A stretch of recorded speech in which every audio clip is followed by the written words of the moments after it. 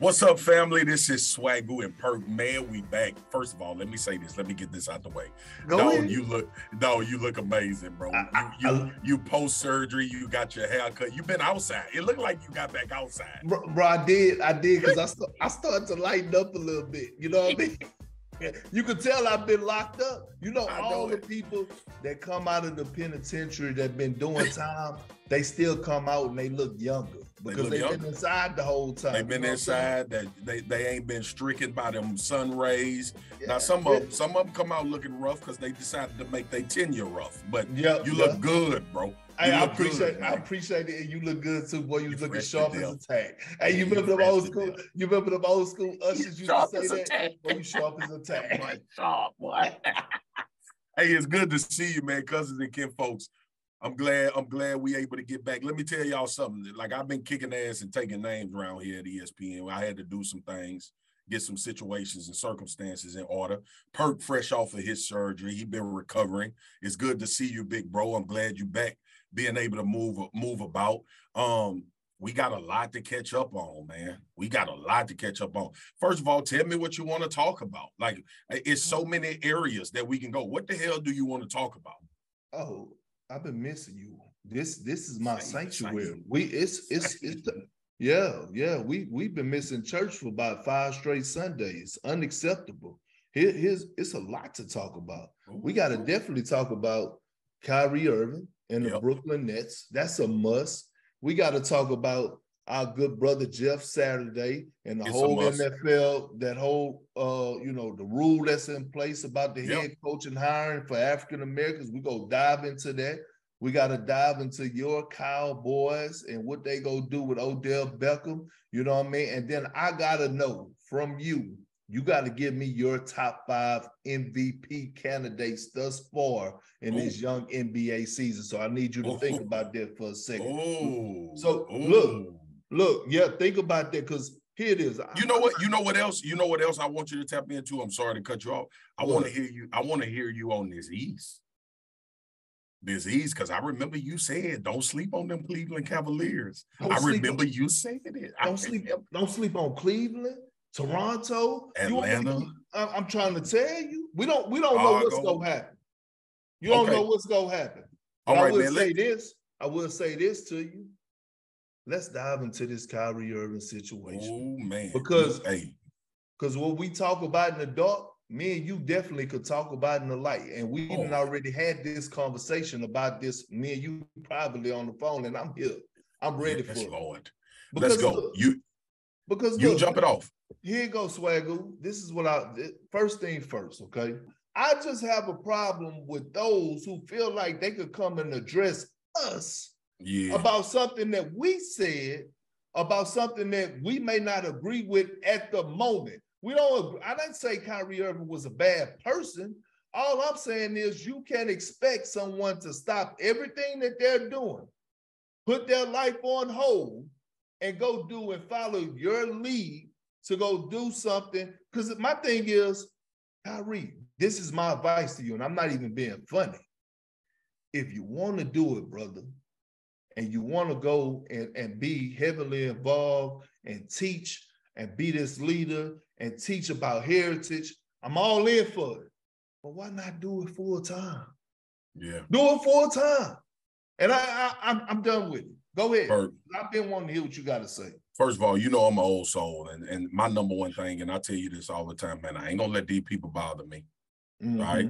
That's where I start everything from, because life is real simple for me, right?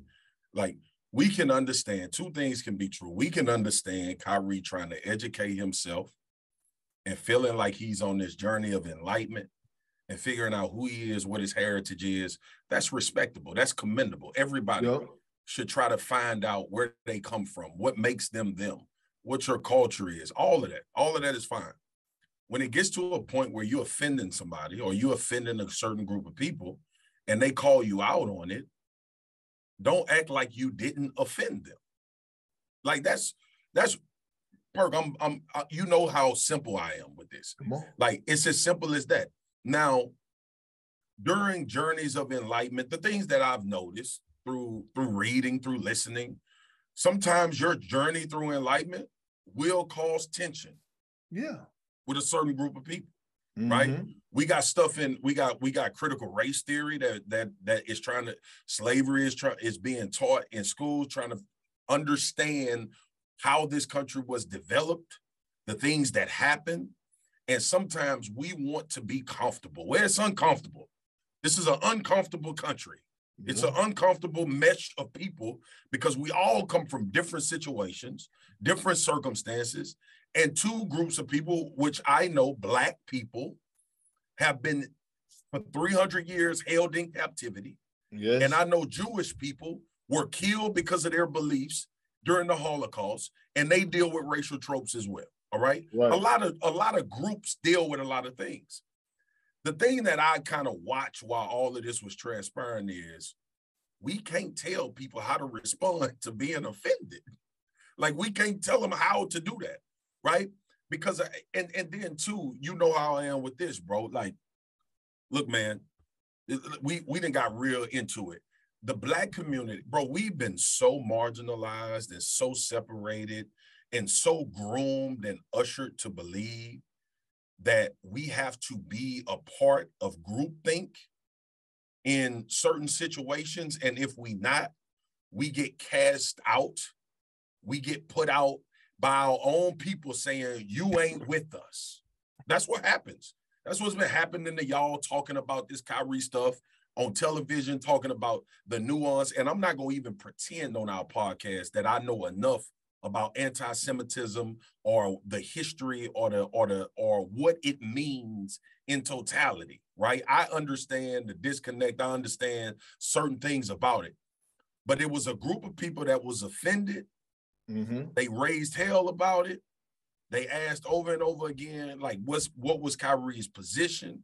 And Kyrie said what he said at first, and then he came out with an apology. So I don't know if he came out with the apology because the pressure became too much, or he realized that some things about what he promoted was not good for a certain group of people. All right.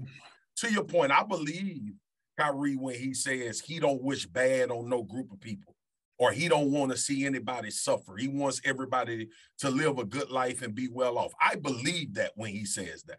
I do too. I do too. But sometimes as humans, we associate or we attach or we promote something knowingly or unknowingly that may cause a divide, right? And it ain't nothing wrong with acknowledging, you know what? This, what I put out, caused the divide. I'm still educating myself. Certain things I took away from this that educated me. Certain things wasn't true. Certain things I don't believe or were bad. Initially, if that is said, I apologize for whatever the stuff that was in here that wasn't true that offended people. Man, we move on, all right? Here's the other thing, bro. I told you, man. And you know how I am about this, bro. You've had a lot of conversations with Big Bro about this. Bro, the moment you get on television and you try to please people, you dead in television. Yeah. You're done. Yeah. You're done. Because we not only have different life experience and we approach things a different way, we interpret things a different way, right? See, it's easy on Instagram or Twitter to call Kendrick Perkins or Stephen A. or Jay Will or Shaq or Charles Barkley a coon. It's easy to do that. Yeah. That's like the most simple-minded reaction to something you don't agree with.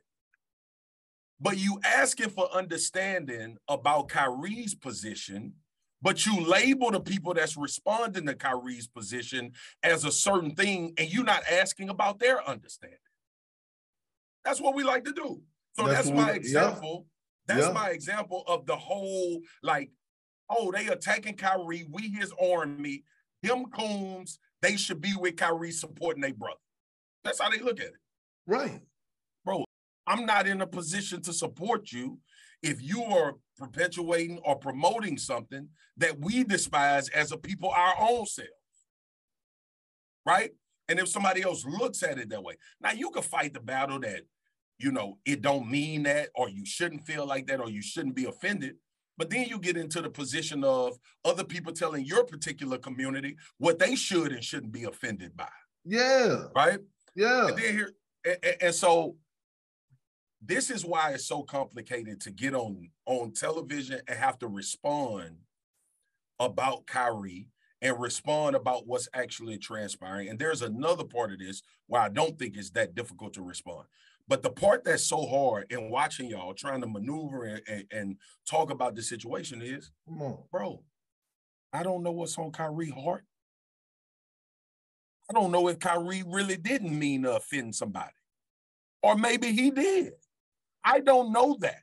So you're asking me to decipher what Kyrie Irving is feeling and mean about the things that he's saying and how people are responding to it as a person that don't talk to Kyrie.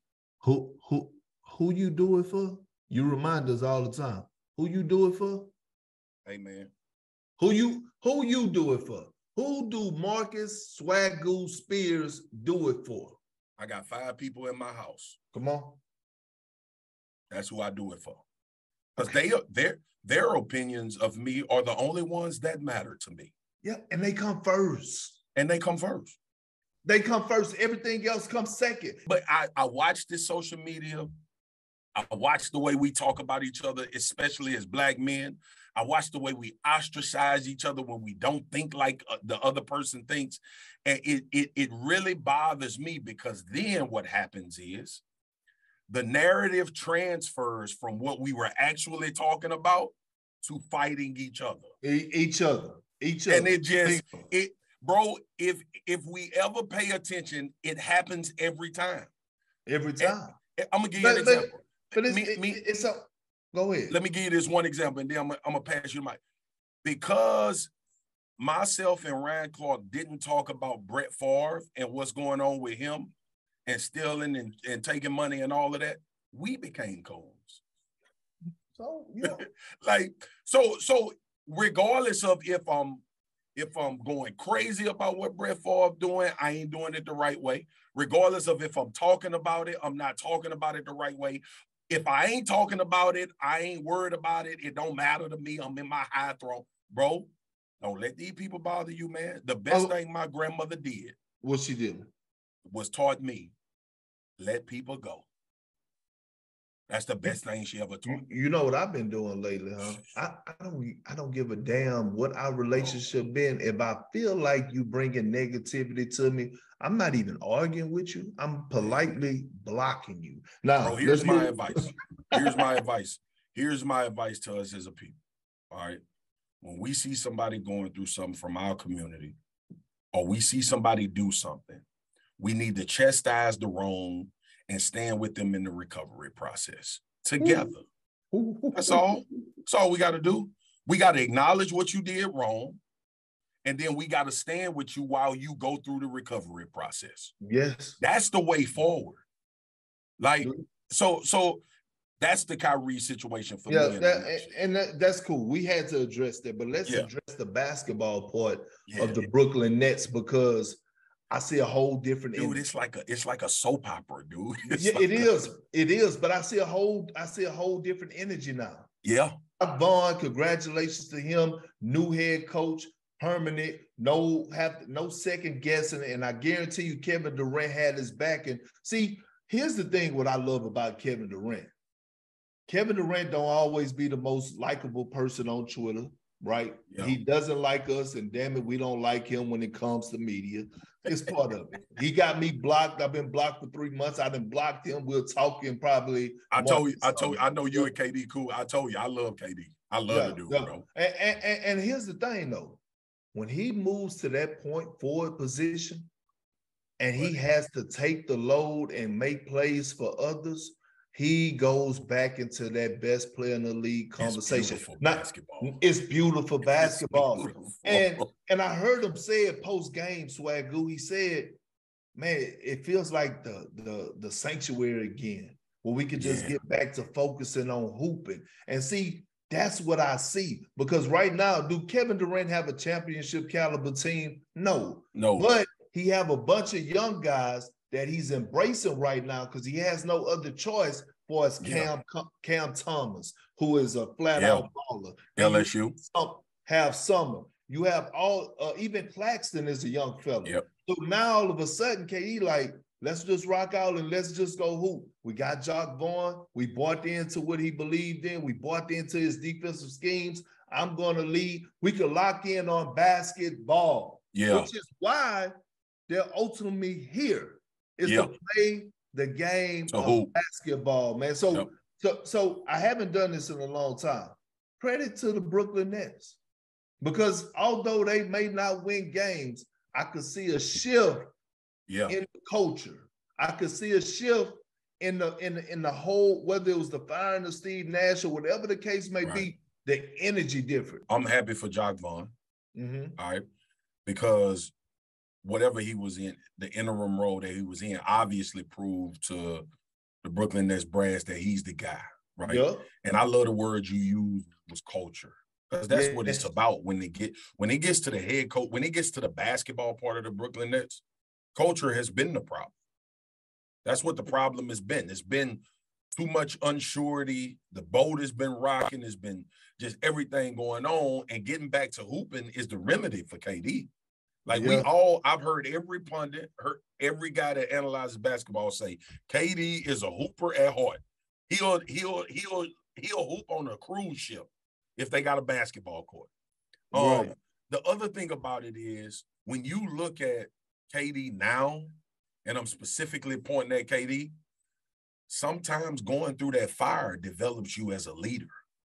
Bro, the hell that KD has been going through the last 2 years in Brooklyn, dealing with everything.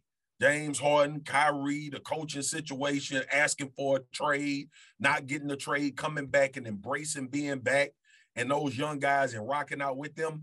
I think for KD, this has been an education experience in leadership, and it's almost been because he had to. Not because he wanted to, but because he had to. Because guys have always respected KD as a hooper, right? And you feel like he could lead you on the floor. But I see his interviews, they a bit more reserved, they a bit more thoughtful. He's willing to talk in a light that's not so standoffish, and because he understands, bro, these young guys that's in Brooklyn are looking at you to tell them where we going. Yeah. As opposed to just come out here and play good, KD, and we'll figure it out outside of that. I got tremendous amount of respect for that. I think that's a step that he's taken, or at least I've seen through everything that transpired in Brooklyn. But look, you talking about having to go through the fire to get where you needed to get where you need to go, and then make you stronger. Well, guess what? I missed you. And this what I'm about to tell you, about to blow your damn mind. You ready for it? Okay. This ain't no hot take. This ain't nothing of me trying to come back over. This is me and an unbiased opinion about how I feel about an NFL team right now. Don't you say what I think you about to say. Oh, I'm about to say it. I'm watching the NFL right now, and anybody can be beat. I get it. The Philadelphia Eagles, they look damn good, right? They're winning football games. The Kansas City Chiefs, Mahomes is Mahomes. Come on, man. Get to what? Come on, man. You got me in suspense. Them Dallas Cowboys, bro. Them Dallas Cowboys, my boy. You know, when you see us, somebody say, my boy. My boy. Hey, bro. They real, Perk. They the truth. Oh, and I'm not even getting this treat today. Bro, I'm not even on no trying to welcome me back. I know. I'm watching them, and they the truth, bro. And I'm gonna say this. You gotta run the damn football. They doing that. CeeDee Lamb enhance his game a little and elevate just a little bit more. It's gonna be okay. If they get Odell Beckham Jr., it's over for real. But that defense that y'all got, like Michael Irving say, is finger licking. Hey, I ain't gonna lie, man. I ain't gonna lie, dog. I'm watching. I'm saying to myself, I'm like, bro, like. So So you know me, bro. You know how much I love the Cowboys, but I'm always reserved in my analysis. Yeah. I'm 100% with you. I think they the truth. I think they the truth, dog. And that don't mean they gonna win no Super Bowl. Yeah, but they gonna give every team they play hell. Name me 2 teams that got a better overall team than the Dallas Cowboys. Give me 2. I would say Philadelphia, and I would say Buffalo when they fully healthy. And Josh Allen been tripping a little bit. And he banged up.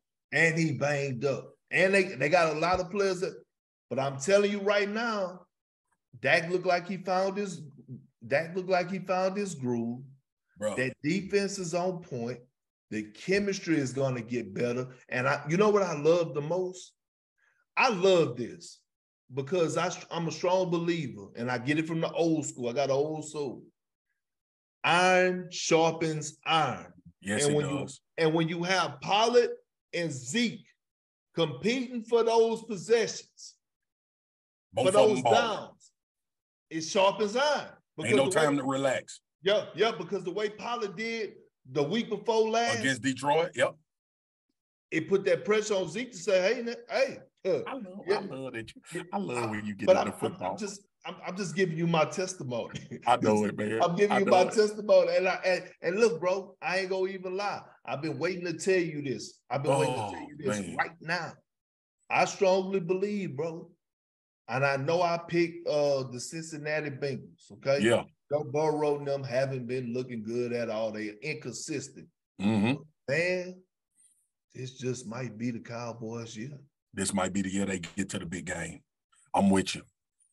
Dog. I ain't about to fight you because I would say, you know me, I'll be like, Perk, I don't think they got enough. They got enough. Look, since we agree, we can move straight to the next topic. I got to ask you about it.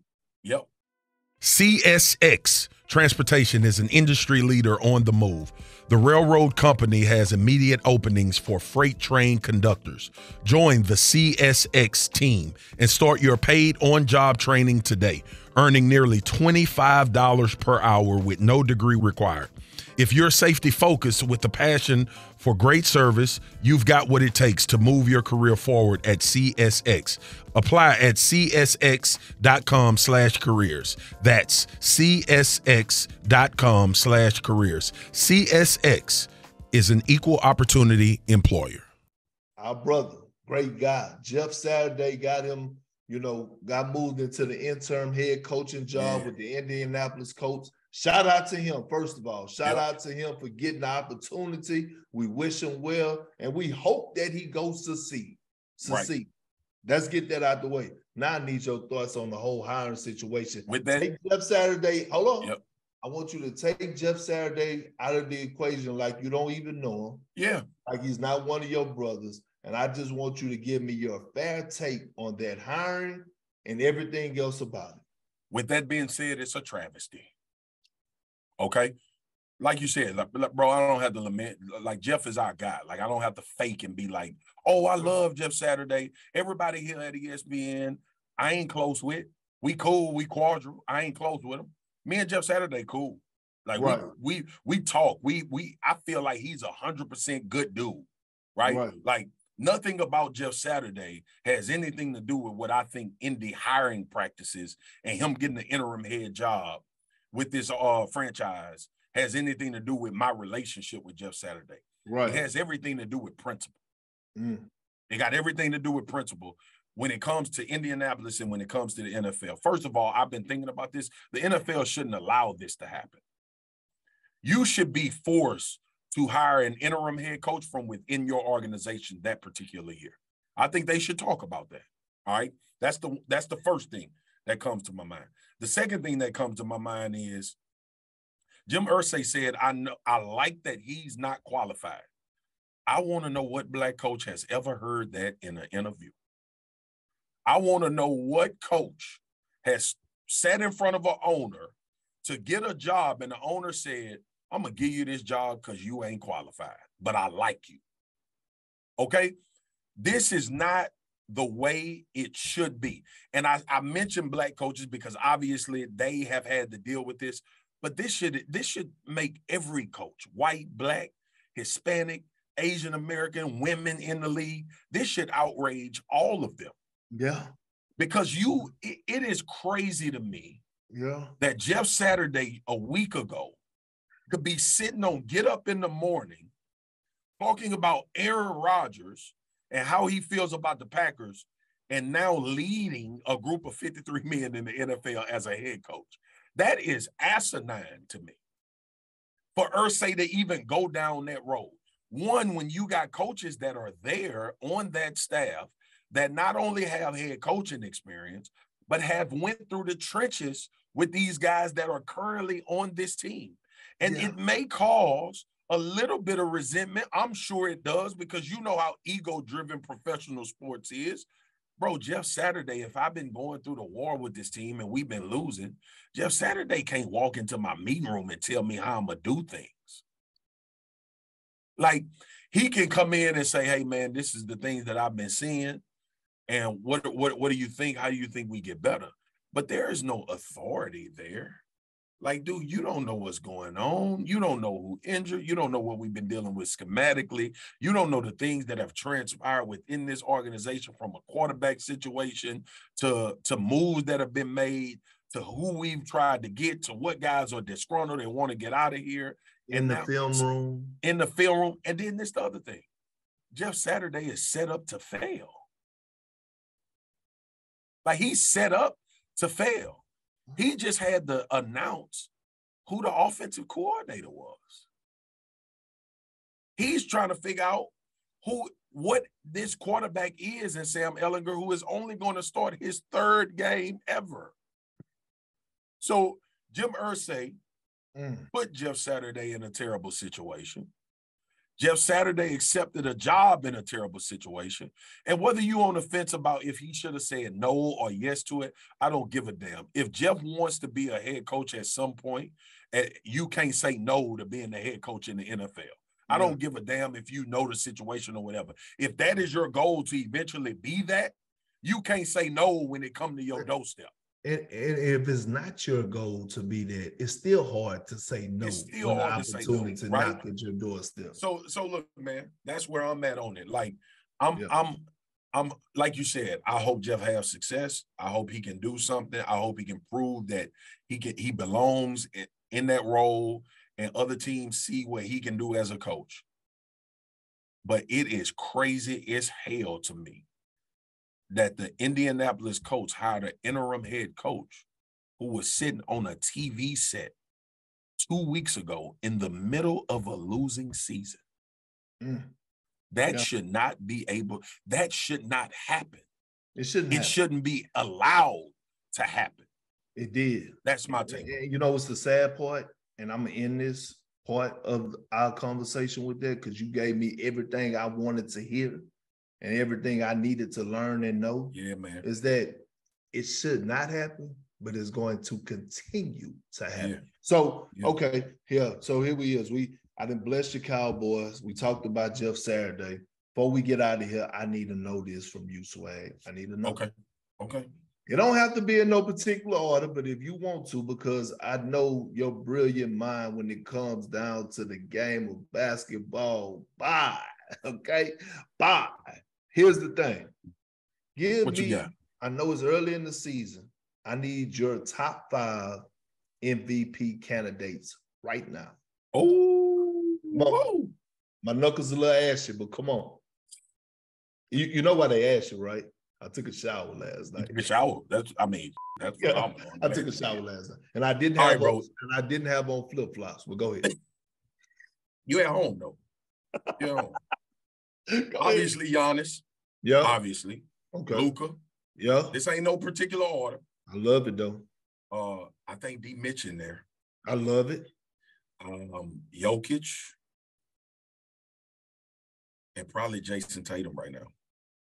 Look how slow that finger rolling up for Jokic though. No, I know. But I mean, look, Boston doing well. Jason Tatum, I love it. Jason playing well. I mean, it's boring because I think that's everybody's probably, if you took a consensus. But right now, what Giannis and Luka is doing, bro, like, see, here's my thing with Luka, too. We know what Giannis is, but let's talk about that. Let's talk about skinny Luka. See, he ain't hitting Luka. He ain't hitting Luka this year. Here's the thing, Perk. This is what I've been trying to teach my son. What? If you can be that good in basketball without being athletic, you play forever. Remember Dirk played for like 30 years? Because he was so skilled, and that 15-footer around that free throw line went in like 70% of the time. What I think about Luka Doncic is this. Go ahead. His ability to play the game at this level is sustainable because it's not predicated on athleticism. Yeah. And look. Big body, strong. Court vision. And it ain't about speed or jumping high or no. It's strictly skill. It's strictly skill and IQ. And IQ. He rebounds the ball at an extremely high rate. He got dimes. He got posts. He's still working on being consistent at his shot, but he get it done. He gets to the free throw line. Let me tell you who he is. He's a younger LeBron James minus the athleticism. Don't let that go over your head. Yep. It's no other player besides LeBron. It even took Bron a little bit early to get this skilled. I think Luka is more skilled. At this point than Bron. I'm just talking about what you're saying. His overall complete offensive package. Yeah, no doubt. Let me say that. Offensive package, meaning I'm diming, I'm creating, I'm keeping you on my hip, I'm zipping them passes across court, deep corner, on time, on target, and then I'm going out here and get you 12 boards. 100%. And I'm going to get you 30. He's a dominant basketball player. He does not have a Robin. He has a lot of great role players, but he don't have a star at the 2-point. No disrespect to Tim Hardaway Jr. and Christian Woods. I believe those brothers could go, but they're not a solidified number 2 option. So he don't have that. Here's the thing. I'm going to tell people this one time. Again, okay? I agree with you on that. I take Jokic out of that, and I'm going to add Ja to that. Okay. Ja playing, he been playing without Jaren Jackson Jr. I believe they sitting at a 7-4 record right in the middle of the West. He's averaging right around 30 points a night. He's shooting a high percentage. And my honorable mention that we sleeping on is Trae Young. Trae Young, the most disrespected superstar in the NBA, is who we sleeping on. But I'm going to tell you this, Swagu, you look good. You look good. Your suit game been on point. Your eyeglasses been on point. I see you poking out your LSU Tigers. We ain't got time to dive into that, but boy, big time win. I'm talking about, man, y'all dressed up like the numbers on the house. Be your box style. Hey, but look, hey man, it feel good to be back. You know what I mean? We back like we never forget, like we forgot something, but we here. I love you, brother. And love you too, homie. And I know, hey, look. Cousins and kinfolk, we ain't going nowhere. We may go through some highs and some lows. We dealing with stuff. We dealing with stuff. We real people, just like y'all be dealing with stuff. Yep, we real people. We ain't robots. But we love y'all. We love y'all a lot. We out. Tap in. This has been Swagu Perk.